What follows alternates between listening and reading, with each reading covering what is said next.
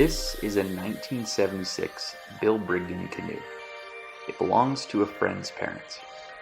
We ran by it all the time as kids, and for the last 20 years it hasn't moved.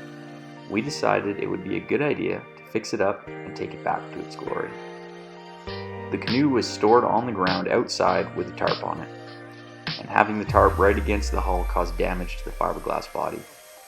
The wood frame was covered in dirt, starting to rot, and was no longer waterproof.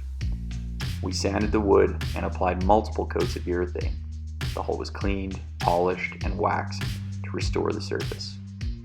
The end caps were made of a compressed paper material and had completely rotted apart.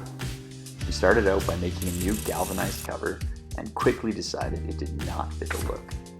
Instead, we made birch caps that were stained and mounted with stainless and brass hardware.